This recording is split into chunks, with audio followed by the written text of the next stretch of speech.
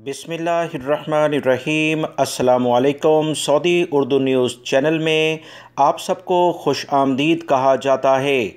दोस्तों, वबाई मर्ज़ कोरोना की जो सूरत हाल पूरी दुनिया में इस वक्त चल रही है और इस कोरोना ने पिछले 1.5 सालों में नई नई बीमारियों को जो जन्म दिया है, इसकी बुनियाद पर रोज़ाना ही अजीब किस्म की ख़बरें आ रही हैं, जिससे अपडेट रहना आप तमाम भाइयों के लिए बहुत ज़्यादा ज़रूरी है, ताकि हालात और वाक़यात के लिहाज से आप आने वाले दिनों में अपने बेहतर फ़ैसले कर सकें। इंशाल्लाह मैं अपने चैनल्स के ज़रिए आप तमाम भाइयों को ताज़ा तरीन ख़बरें शेयर करता रहता हूँ। तफसीलात सऊदी वज़ारत सेहत की जानिब से आई है कि कोरोना की बदलती हुई किस्में ज़्यादा ख़तरनाक हैं, जो बहुत तेज़ी से फैल रही हैं। सऊदी वज़ारत सेहत का कहना है कि सऊदी शहरी और मुकीम गैर मुल्की पहली फ़ुर्सत में कोरोना वैक्सीन की दोनों खुराकें लगवाएं और SOPs की सख्ती से पाबंदी करें। दूसरी जानिब वबाई अमराज के माहिरीन ने कहा कि कोरोना वैक्सीन की तीसरी खुराक लाजमी लगवानी होगी। कई मुल्कों ने इस सिलसिले में बाकायदा काम भी शुरू कर दिया है।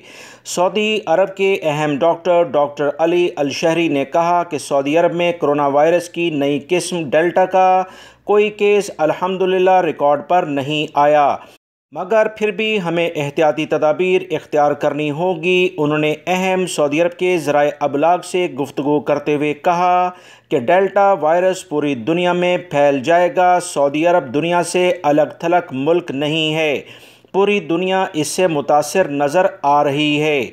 उन्होंने मज़ीद कहा कि बिलाखिर हमें तीसरी खुराक की ज़रूरत पड़ेगी। अल शहरी ने कहा कि वायरस की बदलती हुई किस्मों का हमें पूरी तरह से इल्म अभी नहीं हुआ, क्योंकि पूरी दुनिया अभी इस पर तहकीकात कर रही है। मुस्तकबिल में इसकी तादाद मज़ीद बढ़ सकती है। इसका भी इम्कान है कि हमें तीसरी, चौथी और पाँचवीं खुराकें भी लगवानी पड़ जाएं।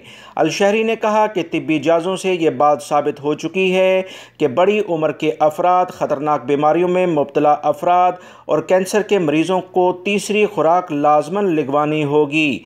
दोस्तों, वज़ारत सेहत के अहम जो डॉक्टर हैं, माहिरीन हैं, उनकी जानिब से इन बयानात के बाद पूरी दुनिया में जो इस वक्त सूरत हाल चल रही है उसकी वजाहत हो जाती है।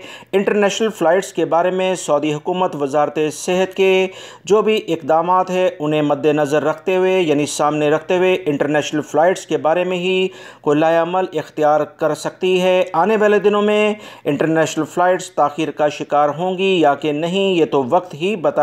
वीडियो लाइक करके शेयर भी कीजिएगा। अस्सलाम।